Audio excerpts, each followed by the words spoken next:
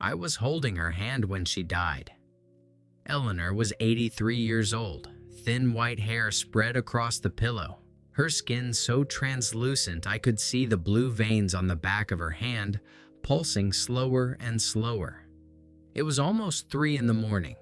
The hallway outside was silent, that specific silence of hospitals in the middle of the night, where even the air seems to hold its breath. The fluorescent light above her bed hummed its low, indifferent hum. Somewhere down the hall, a monitor beeped twice and went quiet. I had done this hundreds of times, sat beside someone while life slipped out of their body. It was my job. I was good at it. Or at least, I thought I was. But Eleanor did something I had never seen in 15 years of palliative care. She opened her eyes. Not the slow, heavy opening of someone struggling to wake. It was a sudden, luminous opening, as if she had just heard someone call her name from a place I couldn't see.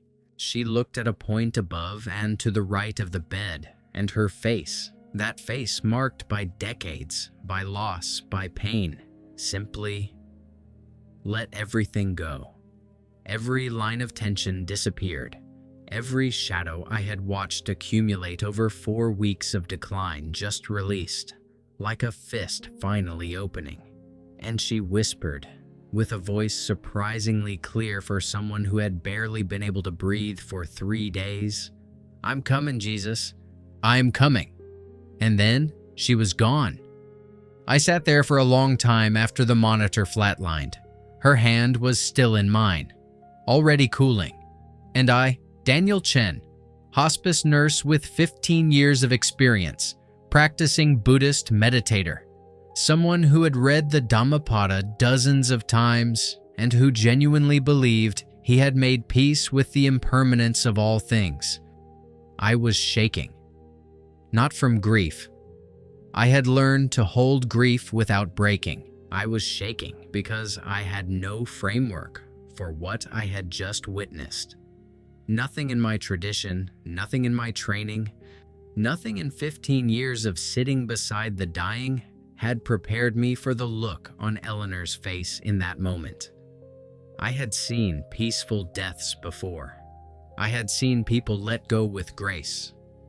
But this was not letting go. This was being received, and I didn't know what to do with that. If any of this is already touching something inside you, I want to ask you a favor before I go any further. Please subscribe to this channel and leave a like. It costs you nothing, and it means everything for this story to reach someone who might need it today. Now let me tell you how that night in room 14 changed the entire course of my life. My name is Daniel Chen, and I grew up in the Sunset District of San Francisco, in a house that always smelled of incense and jasmine rice, and the particular brand of quiet discipline my mother, May, carried with her from Taiwan like a second skin. We were Buddhist. Not casually, not culturally, but genuinely, deeply Buddhist. My mother woke before sunrise every single morning to sit in front of the small altar in the corner of the living room, the one with the golden statue of Guanyin, the goddess of mercy, surrounded by fresh oranges and a small cup of water that May changed every day without fail. She would light 2 sticks of incense, press her palms together, and bow 3 times before settling into her meditation. The smoke would curl up slowly in the dim morning light, and the whole room would take on that sweetness, sandalwood mostly, with something underneath it that I can only describe as stillness made visible. I would sometimes watch her from the hallway, still in my pajamas, bare feet on the cold hardwood, and feel something I could only describe as reverence, not for the statue exactly, but for my mother's absolute certainty that what she was doing mattered. That certainty was the inheritance she gave me. Not wealth, not connections, certainty, a clear map of the universe. Suffering exists. Suffering has a cause. The cause is attachment. There is a path out of suffering. follow the path.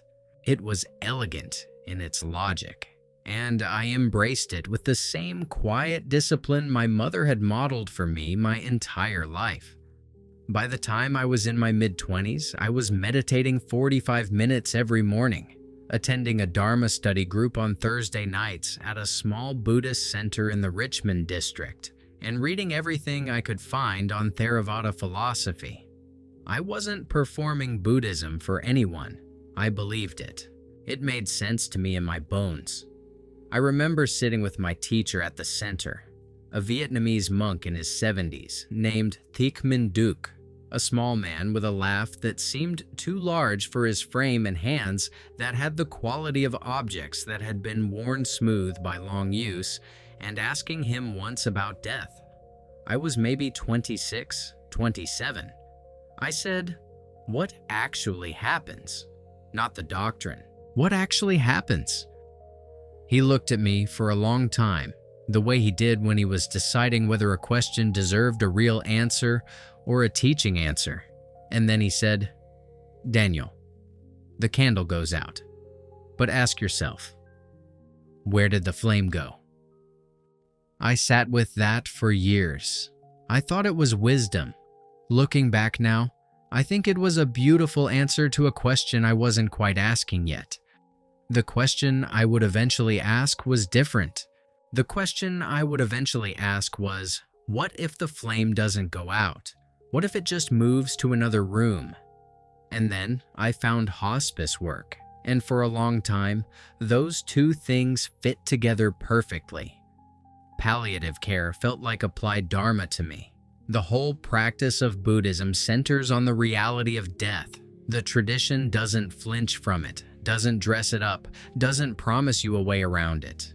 Impermanence is the first truth you encounter, and death is impermanence made undeniable. So, sitting with the dying felt to me like the most honest work a person could do. While other people looked away, I leaned in. I held hands. I adjusted pillows. I learned how to be present with someone in the final hours without filling the silence with meaningless words. I learned the particular art of sitting in a room where everything unnecessary has burned away and being steady inside that. I thought I was good at this because of my practice. I thought my practice had given me something to offer. For years, that story held together just fine. I worked at a hospice facility in the East Bay, a place called Maplewood, which, despite the name, had exactly 3 maple trees visible from the parking lot and smelled permanently of antiseptic underneath a thin layer of lavender that the staff diffused in the hallways in what I privately thought of as an optimistic but futile gesture. We had 42 beds. The turnover was constant. In my first 5 years there, I watched more than 200 people die. In 15 years, the number climbed past 500. I stopped counting at some point, not because the death stopped mattering, but because counting felt like the wrong relationship to have with them. What I did not stop doing was paying attention. A hospice is a strange and clarifying place. Strip away everything: career, appearance, social performance, the stories people tell about themselves at dinner parties, and what you have left is the person underneath all of that, facing the one appointment none of us can cancel. I saw who people really were in those rooms. I saw the ones who had spent their whole lives chasing things that turned out to mean nothing at the end. I saw a man in his early 70s, former real estate developer, who spent his last coherent week trying to manage a property deal by phone. And then in the final days when the phone fell away and all the noise went quiet, what was left underneath all of it was a terrified child who had never learned how to just be still. I saw families fractured by old wounds that nobody had ever been willing to heal, showing up too late to say the words that needed saying, standing on opposite sides of a hospital bed with a dying person between them, and decades of silence pressing down on all 3 of them like something physical. I saw people terrified, genuinely bone-deep terrified. And I saw people at peace. The ones at peace were the ones I paid the most attention to. In my Buddhist framework, I expected peace to correlate with practice, with meditation, with philosophical acceptance, with the cultivation of non-attachment. And sometimes it did. I had Buddhist patients who died with real stillness, and those deaths felt like confirmation of everything I believed. But over time, and this happened gradually, so gradually that I almost didn't notice it happening, I began to see a pattern I couldn't make fit into my framework. The Christians were different. Not all of them. I want to be honest about that. I saw plenty of people who identified as Christian who died just as frightened and conflicted as anyone else. Nominal belief is not the same thing as living faith, and I learned to tell the difference fairly quickly. But the ones with living faith, the ones for whom Jesus was not a distant historical figure or a childhood memory or a box checked on a hospital intake form but an actual present reality, those patients died in a way I had no category for. It wasn't just peace. Peace I understood. Peace I had frameworks for. This was something else. This was anticipation. I noticed it first with a woman named Ruth about 7 years into my time at Maplewood. Ruth was 71, former school teacher, ovarian cancer, no family in the area. She had a well-worn Bible on her nightstand that she could no longer hold by the time I met her. Its spine cracked in multiple places, the pages soft and slightly wavy at the edges the way pages get when they've been turned thousands of times by hands that meant it. She asked me on my first shift with her if I would read it to her sometimes. I said yes because that was part of my job and because Ruth had kind eyes and because in 15 years I have never once been able to say no to a dying person's small request. I read to her from the Psalms mostly because that's where she always wanted me to turn. The 23rd, she'd say, and her voice had this quality of someone asking for something they'd been given 100 times and still wanted again. I didn't understand much of what I was reading. The language felt foreign to me, like the words were reaching for something I didn't have the equipment to receive. But Ruth would close her eyes and listen, and something in her face would soften in a way that reminded me uncomfortably of my mother at the altar. Ruth died on a Tuesday afternoon in October, with weak sunlight coming through the blinds and making long, pale stripes across her bed. The room smelled of the hand lotion her nurse had applied that morning, something floral, roses, and something underneath roses, and the faint metallic edge that always lived in the air of those rooms no matter how much lavender you diffused. I was checking her IV when she opened her eyes and smiled. Not at me, past me, and said quite clearly, "Oh, there he is." And then she exhaled once, slowly, and her chest didn't rise again. I stood there for a moment. Then I went to the supply closet and sat on an overturned plastic bin for about 5 minutes, which is not something I had ever done before.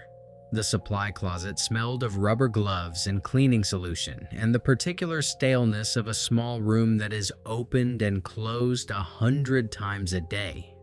I sat in there in the fluorescent hum and tried to locate myself, to find the familiar terrain of my training and my practice, and I couldn't quite get there. Something had shifted in a way I couldn't immediately account for. That was the first time. It happened again, and again. Not every time, and not in exactly the same way, but with enough consistency that it began to feel less like coincidence and more like data. Patients with active Christian faith, the kind you could see in how they talked, how they received bad news, how they treated the people around them even when they were in pain, those patients had a particular quality in their final hours that I kept struggling to name. The closest I could get was the word expectant. They were waiting for something, not with dread, with something closer to the feeling of waiting for someone you love to walk through the door. There was a man named Harold, 81, former pastor from Stockton, prostate cancer. Harold had been a large man once. You could tell by the frame of him even when the illness had taken so much.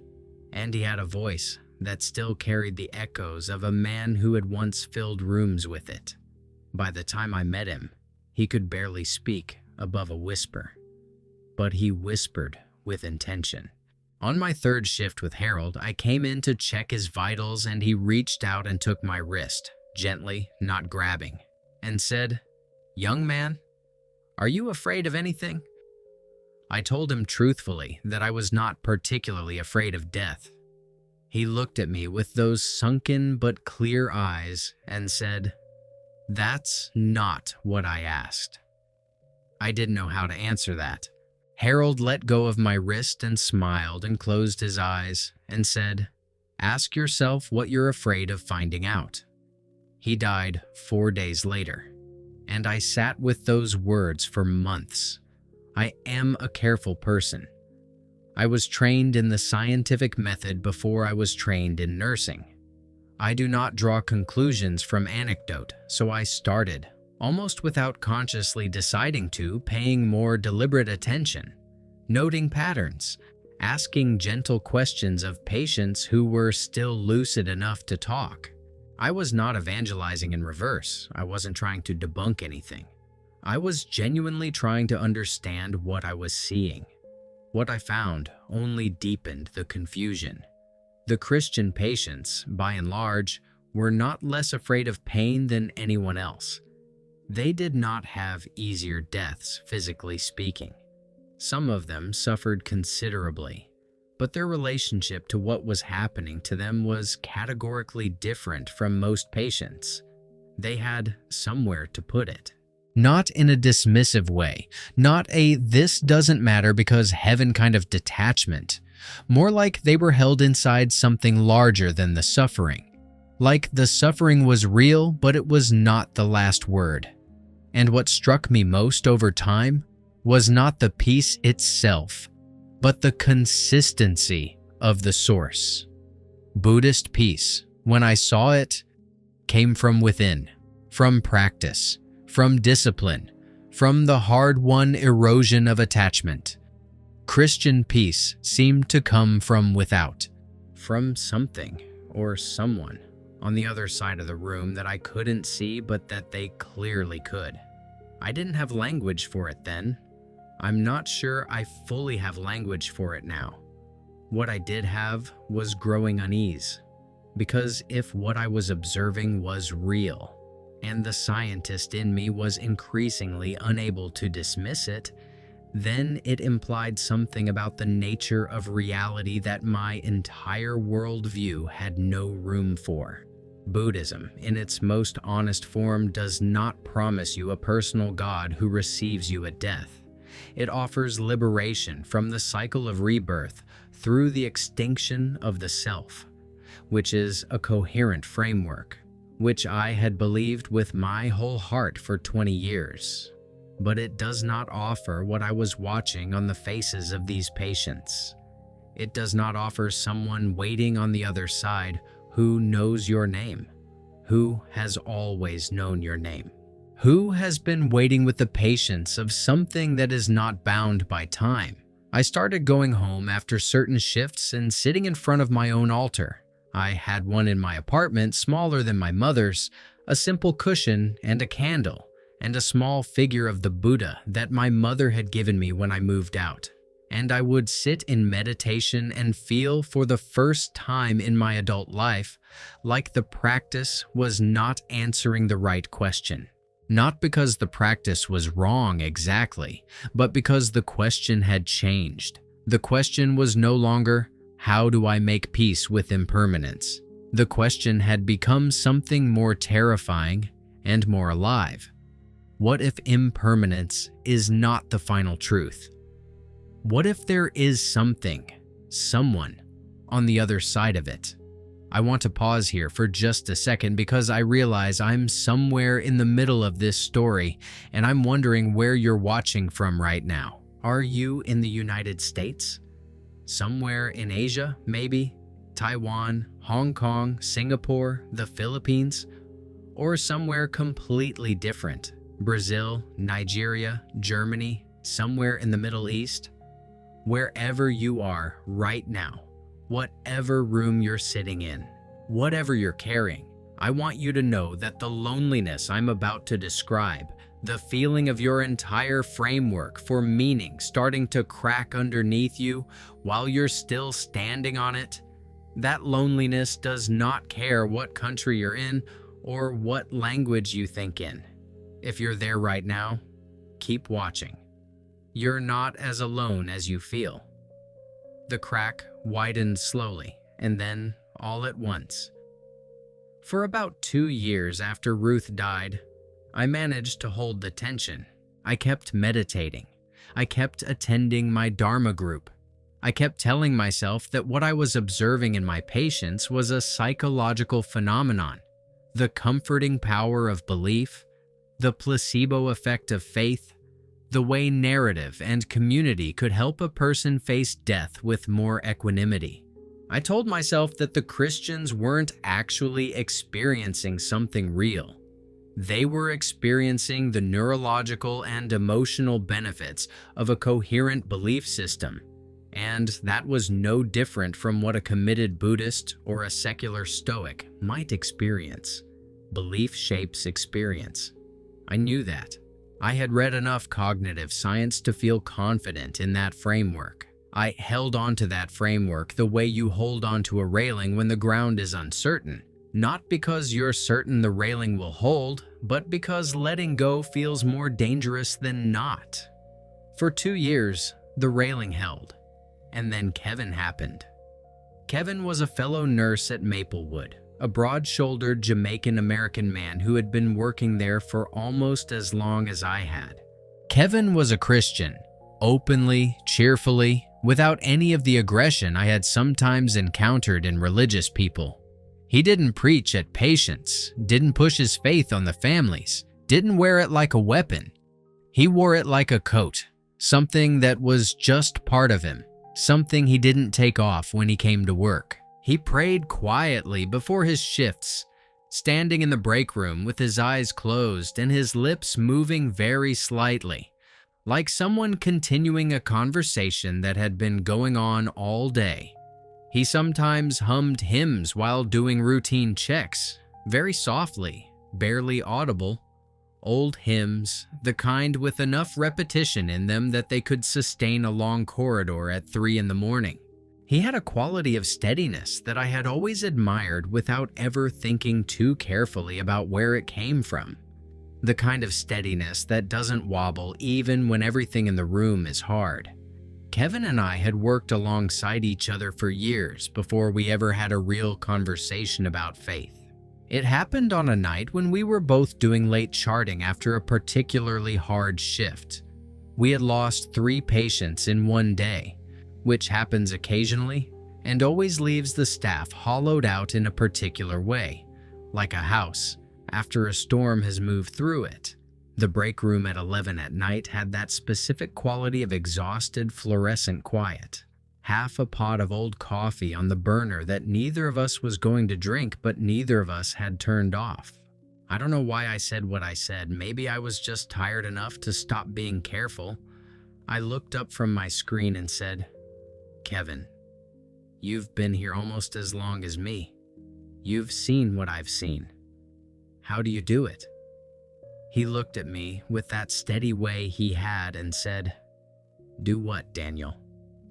"Watch them go," I said, over and over, and still believe any of it means something.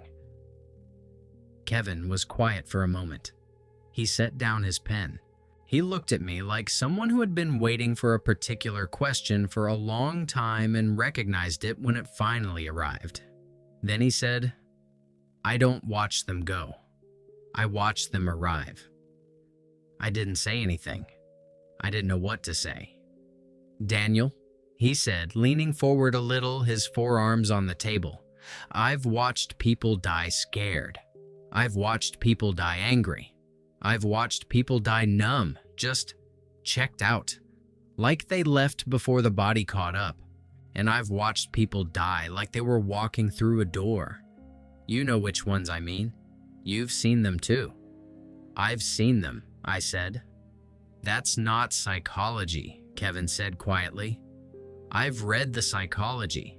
I went looking for the explanation, same as you. That's not what that is. I drove home that night on the Bay Bridge with the city lights reflected in the dark water below, and Kevin's words sitting in my chest like something with weight.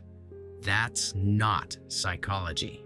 He had named exactly the conclusion I had been refusing to draw for 2 years.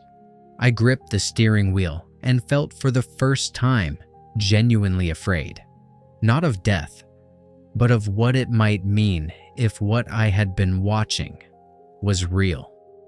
The bay was black, and the lights were gold and orange on its surface, and the bridge hummed beneath my tires, and everything felt suddenly provisional, like the floor of a room that you've been certain was solid and are only now questioning. Because if it was real, then Jesus was real. And if Jesus was real, then everything I had built my life on needed to be reconsidered. And I was 41 years old, and I was tired. And the last thing I wanted at 41 was to reconsider everything. But the universe, in my experience, does not much care what you want to reconsider. I started reading. Not to convert. I told myself that very firmly. I was reading to understand. To find the flaw in the argument, the place where I could put my finger and say, here, this is where the logic breaks down. This is why what I'm seeing in those rooms doesn't require me to believe what Kevin believes. I read C.S. Lewis first because someone in a Reddit thread had suggested him for skeptics, and I spent 2 weeks working through Mere Christianity with a highlighter and a defensive posture, fully prepared to find the weak link.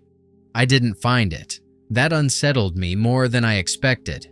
Lewis was not sentimental. He did not ask me to check my reason at the door. He made an argument, a careful, structured, philosophically serious argument, that Jesus was either who he claimed to be or a lunatic or a liar, and that the evidence pointed strongly against the latter two options. I sat with that trilemma for a long time. I turned it over. I tried to find the exit. I looked at it from the angle of my Buddhist training and my scientific skepticism and my cultural inheritance, and every time I thought I had found the exit, it turned out to be a wall. I read, reluctantly, the actual accounts in the Gospels, which I had been avoiding the way you avoid looking directly at something you're afraid might change you. And then I read the Gospel of John. I had read Buddhist texts in their original languages. I had studied sutras with the discipline of an academic. I thought I knew how sacred literature worked, how it constructed meaning through metaphor and narrative and the gradual accumulation of insight. I was not prepared for the Gospel of John. I was not prepared for the directness of it. I am the way, the truth, and the life. Not a way, not a truth. The way, the truth. I sat with that sentence for a very long time in my apartment, the candle in front of my altar burning down to almost nothing, and I felt something shift in me that I could not name and could not stop. There was something in the texture of that gospel that I hadn't expected.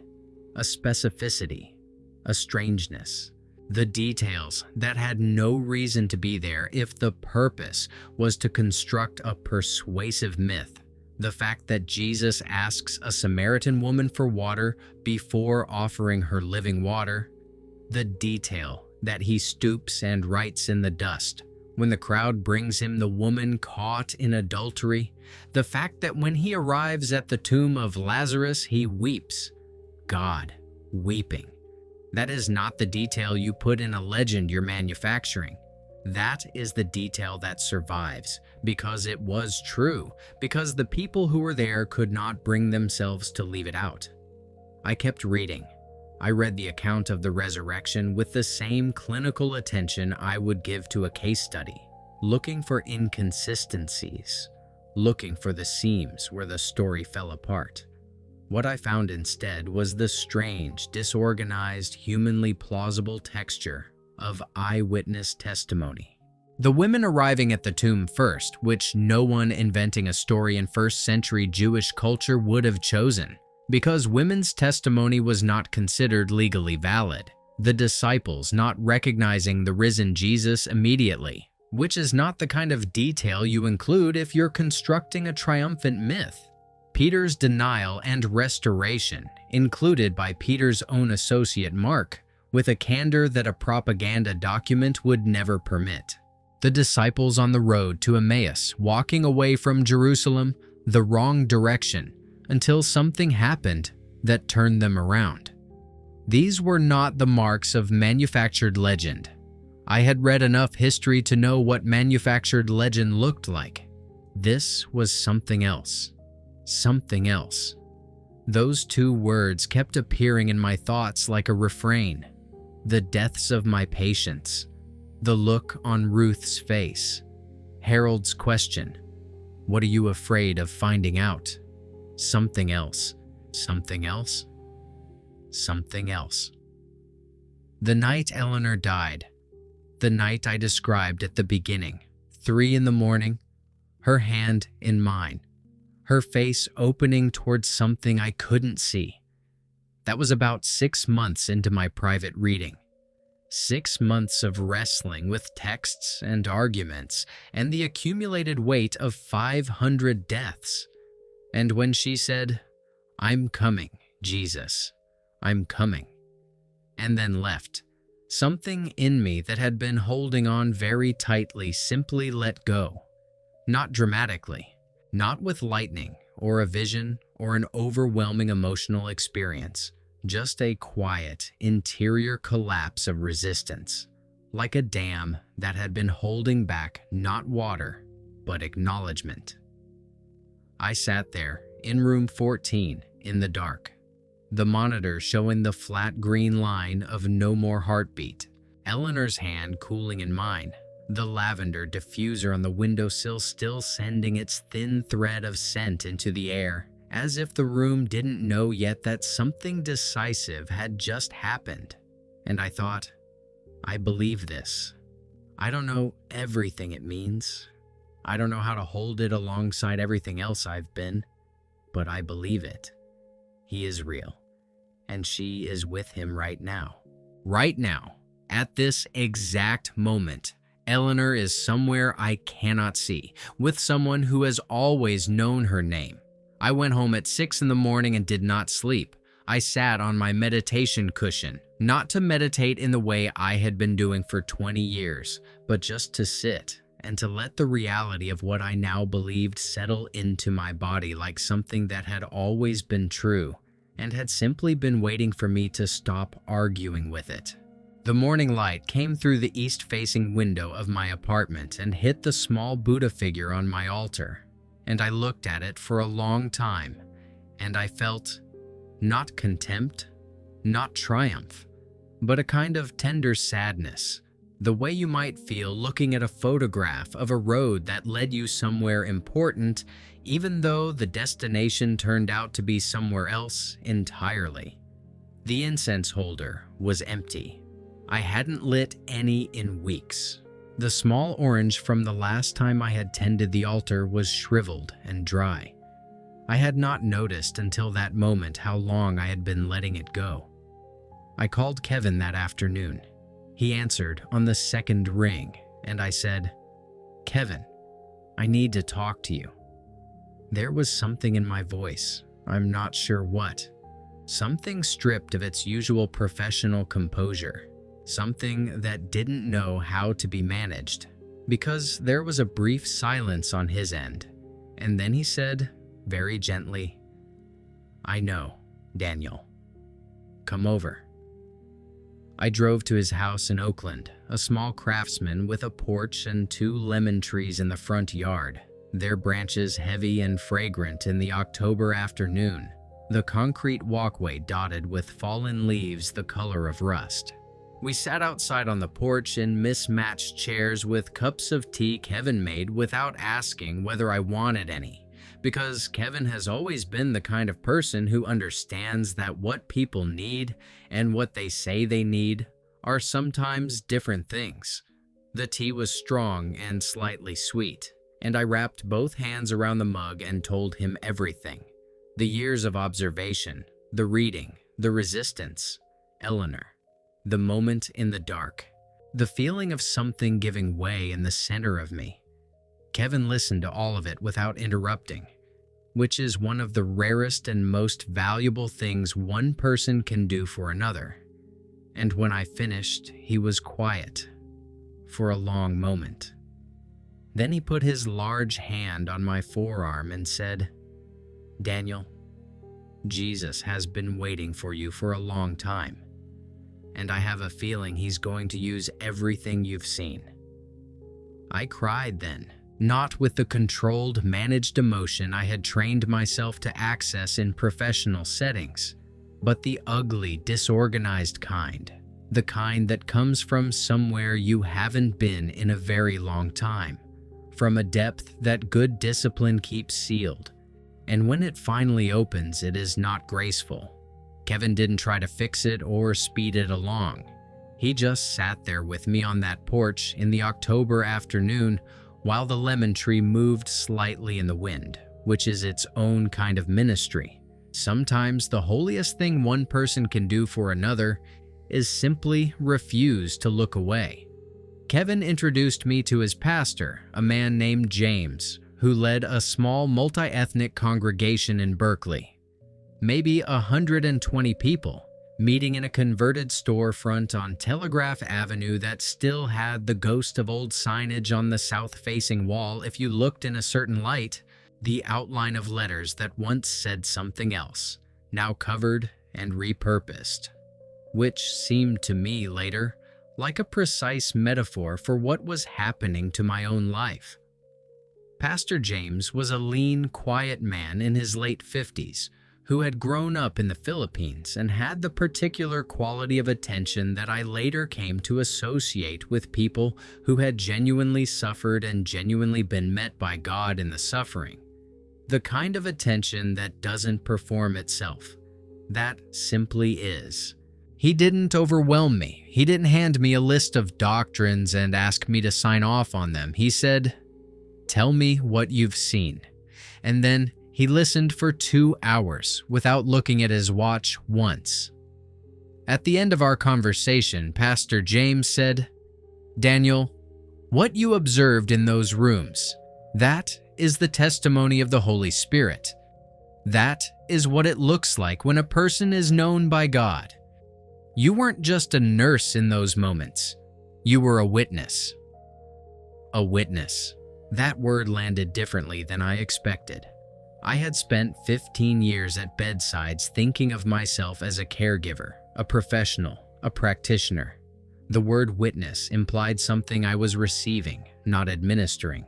It implied that I had been given something, not by the patients, but through them. That what I had been watching all those years was not a collection of interesting psychological events, but a kind of testimony aimed at me, offered through the deaths of people who had no idea I was watching. I was baptized 4 months later in the Berkeley congregation on a Sunday morning in November when the sky outside was the color of pewter and the church smelled of coffee and old wood and the warmth of too many people in not quite enough space. That particular smell of a room where people gather regularly and leave traces of themselves. Kevin stood beside me. Pastor James spoke the words. The water was colder than I expected. When I came up out of it, there were people I barely knew cheering, and I stood there dripping and blinking and feeling, I want to be precise here, not transformed in some dramatic all-at-once way, but located. Like a compass that had been spinning for years had finally found north and stopped. Like I had been given at last the word for something I had been pointing at without language for a very long time. The hardest conversation came 2 weeks later. My mother, May, drove up from San Francisco on a Saturday morning. I had told her on the phone that I had something important to tell her, which was not the ideal way to prepare a Buddhist mother for what I was about to say. But I didn't have a better option. She arrived with a container of pork and vegetable dumplings she had made the night before, still warm inside the ceramic container she'd wrapped in a dish towel for the drive, which is the language my mother has always used to say I love you, and I am worried about you simultaneously.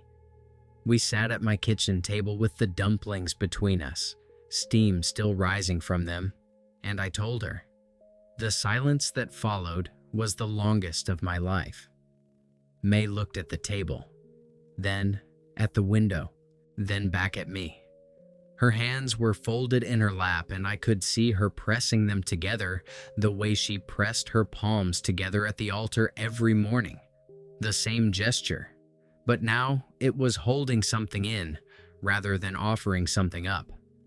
Finally, she said, in Mandarin, slowly, as if choosing each word from a difficult inventory, Daniel, this is not who we are.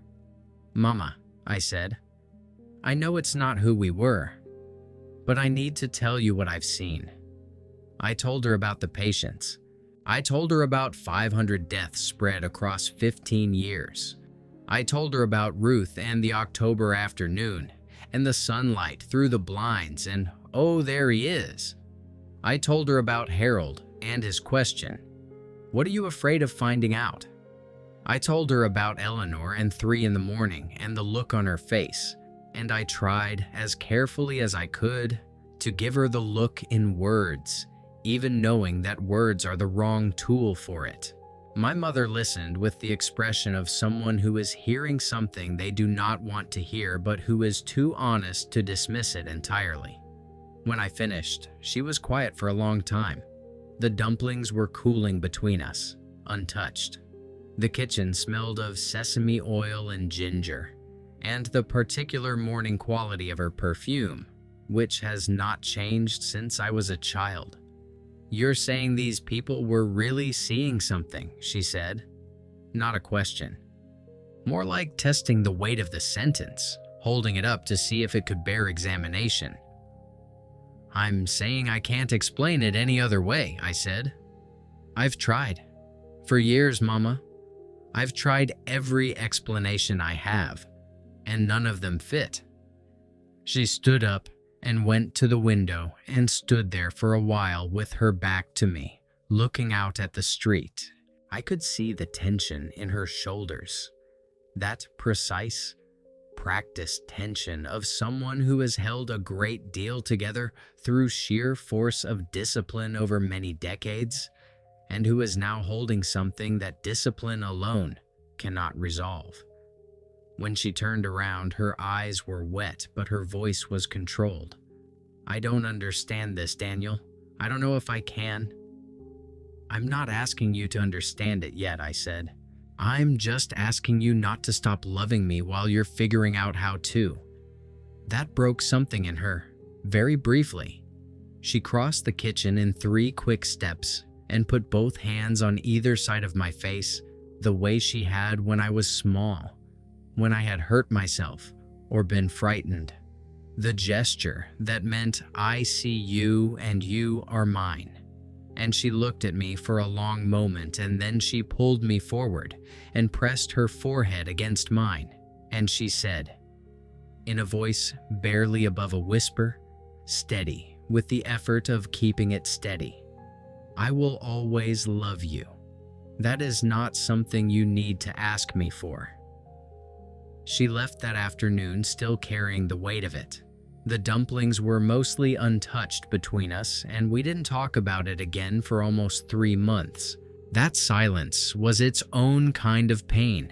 Not the clean pain of a wound, but the dull, persistent ache of something precious that has been strained and is not sure how to heal, and that you carry in a specific spot in your chest that you become aware of at odd moments in grocery stores, in parking lots, in the middle of night shifts. I prayed for her. Every morning, in the same time slot where I used to meditate, I sat with my Bible and I prayed for May. And I trusted that the God who had waited 41 years for me was not in a hurry with her either. That He had her too, even if she didn't know it yet. She called me in February on a Tuesday night out of nowhere. I was doing dishes when my phone rang, the water still running, and she said without preamble, "Tell me again about the woman who said she was going to Jesus." I turned off the faucet and sat down on the kitchen floor with my back against the cabinet and told her again, all of it. Every detail I could remember, the quality of the light, the sound of Eleanor's breathing in the hours before, the specific timbre of her voice when she spoke those words, the way her face changed. And this time, my mother asked questions. Careful, precise questions. The kind that come from someone who is in the early stages of deciding to take something seriously, rather than in the late stages of building a case against it. We talked for 2 hours. I did not try to convert her. I just answered honestly and let the story be what it was, and trusted that what had been real enough to change me was real enough to work in her without my help. That conversation did not end with my mother becoming a Christian.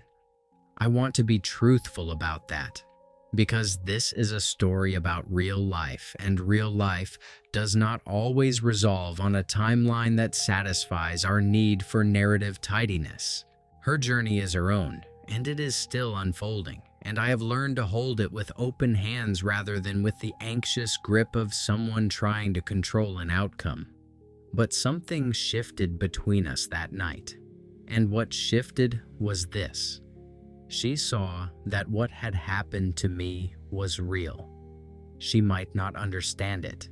She might not share it. But she could no longer dismiss it as confusion or cultural betrayal or the particular vulnerability of a man who had spent too long in rooms where people die. Her son had seen something. And May has always been, underneath the discipline and the tradition, a person who respects what is real. I went back to Maplewood, not right away.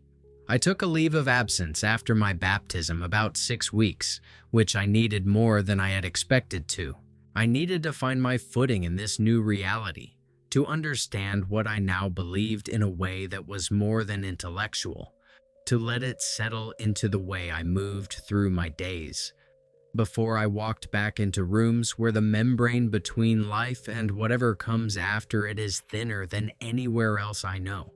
Pastor James helped me think through what it would mean to do that work as a Christian, not to evangelize patients who hadn't asked for it, not to impose anything on people in their most vulnerable hours, but to be present differently, to bring something I hadn't had before. To be, in some way, I was still learning how to articulate, not just a professional sitting beside the dying, but a person who had been told something true about what waits on the other side of that door. Kevin called it being a vessel. He said it simply, standing in the break room one morning before my first shift back, with his coffee and his steadiness. "You're a vessel now, Daniel. You carry something different into those rooms. Just let it work." My first day back, I was assigned to a man named Thomas, 67, lung cancer, a retired electrician from Modesto who had no particular religious affiliation and who was, by his own description, not much of a believer in anything. Thomas was angry. A lot of dying people are angry, especially the men. Especially the ones who thought they had more time, who had projects unfinished and places they hadn't gone, and things they had put off with the comfortable certainty that later was still available to them. He was angry at the disease, and at the randomness of it, and at the particular cruelty of a body that had worked reliably for 67 years and then simply stopped cooperating. In the past, I had managed that anger with a kind of practiced professional compassion that was real, but was also, I can see now, somewhat armored. I cared, but from a safe distance. I offered presence without offering myself. I sat with Thomas that first afternoon for almost 2 hours. I didn't talk much.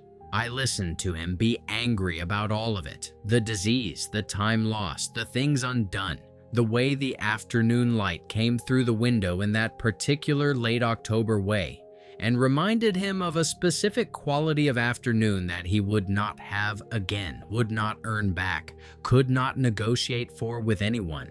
At some point, he ran out of anger, and what was left underneath it was fear. Naked and quiet in a way that anger never is. And he looked at me and said, "You think there's anything on the other side, Daniel?" I had been asked some version of that question hundreds of times. My previous answer had been careful, non-committal, designed to honor whatever the patient believed without offering anything of my own. A professional neutrality that was, I can see now, its own kind of cowardice dressed up as respect. This time, I said, "Yes, Thomas, I do." He looked at me for a long moment. "How do you know?" "I've watched a lot of people get there," I said.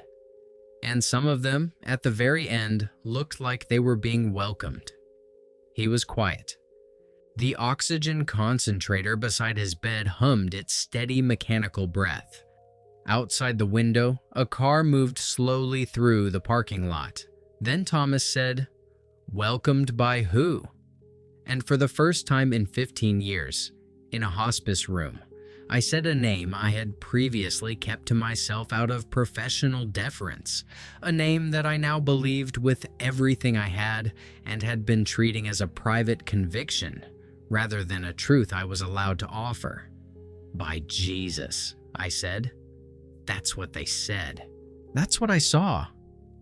Thomas didn't convert that afternoon. I'm not telling you he did. But something shifted in the room. Something in the quality of the silence, the way Thomas's shoulders dropped slightly from the height they'd been pulled up to by tension, the way he stopped gripping the bed rail and let his hand just rest. He said, after a while, "Tell me more about that." And I did. I told him about Eleanor. I told him about Ruth. I told him about Harold and the question about fear. I told him what I had come to believe and why, carefully and honestly without pressure, and I watched something in his face that I recognized from the other side of it. The beginning of a question being taken seriously. The first small movement of a door that has been closed for a long time. Thomas died 11 days later, on a morning when the fog was still thick over the bay, and the room was very quiet. The kind of quiet that has texture to it that you can feel against your skin. His daughter was there, a woman in her early 40s who had driven up from Fresno and who had her father's eyes and her father's jaw, holding one hand. I was on the other side, holding the other. In his final hours, he had asked a hospital chaplain to come and pray with him, which the chaplain did. A soft-voiced woman named Sandra who sat beside Thomas for 40 minutes and read from the Psalms, the 23rd, the same one I had read to Ruth. "The Lord is my shepherd," while Thomas lay with his eyes closed, and something in his breathing changed, became slower and more even, as if he had found a rhythm he had been looking for. Thomas did not have the look of Eleanor in his last moments. His passing was quieter, less dramatic, more like the last page of a long book than a door thrown open. But he was not afraid. I know the difference. 15 years has taught me the difference with a precision I could not have manufactured and would not have chosen to learn the way I learned it. And he was not afraid. I think about Eleanor often. I think about her nearly every day, if I'm honest. She died not knowing she would crack a Buddhist hospice nurse's entire worldview open and send him on a 2-year journey through philosophy and history and scripture to the other side of his own resistance. She just died the way she lived, in the presence of the person she loved most in the world, moving toward the voice that had been calling her, ready to go where he was calling her. She did not mean to be a witness. She just was one. Her life and her death were coherent with each other in a way that most lives and most deaths are not. And that coherence was itself the argument I had no answer to. That's the thing I keep coming back to. Witness is not always something you choose. Sometimes it's something you are without even knowing it, because what you carry is real, and reality has a way of making itself known through the people who hold it. Eleanor witnessed to me in the last 12 seconds of her life, with 5 words and a look on her face that I still cannot fully describe to you, and cannot stop remembering.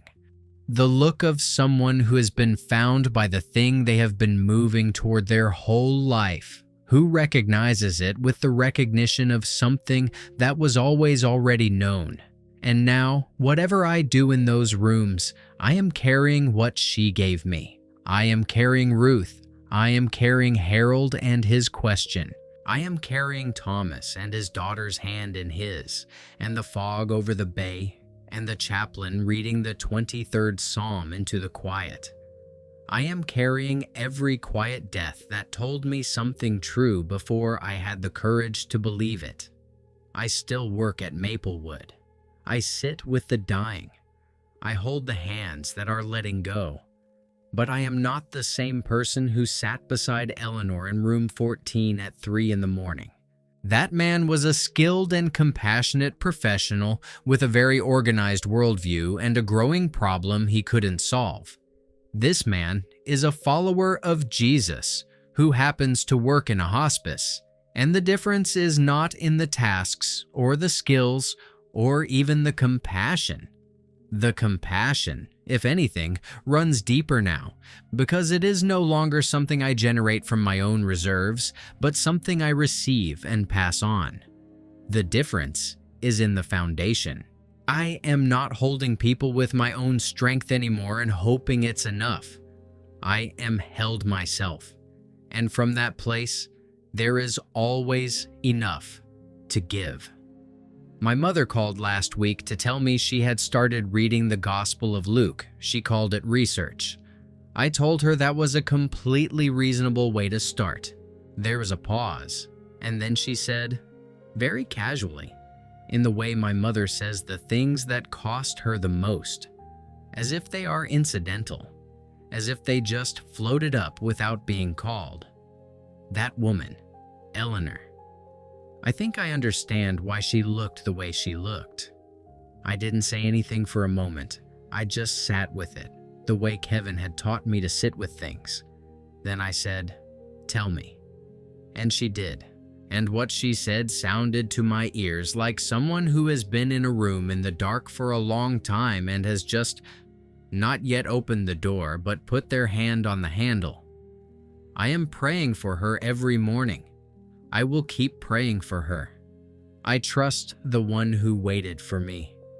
If you've made it to the end of this story, I don't think that's an accident. I think something in you recognized something in what I've been describing. That longing for a foundation that doesn't move. That question underneath all the other questions. That whisper that says there has to be more than this. I know that whisper.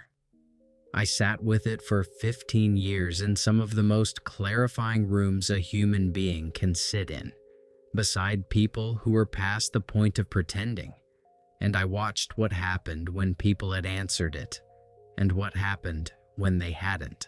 And I can tell you, with a certainty I did not choose and cannot explain away. The answer I found is a person, not a philosophy. It is someone who knows your name, who has always known your name, who has been waiting with patience that does not run out. His name is Jesus, and he is not hard to find. You just have to stop arguing long enough to look. Please subscribe to this channel. Every testimony we share here exists to find the people who need it, the ones who are asking the questions Daniel was asking, who are watching the same things and feeling the same crack forming in the framework they've been standing on. We are building something together, one story at a time, and your presence here is part of that. Share this with someone who is standing at the edge of a question they haven't said out loud yet. You never know which story becomes the Eleanor moment for someone else. Eleanor never knew she was cracking mine. I'm Daniel Chen, and I am living proof that sometimes God puts you in a room with the dying to teach you how to live.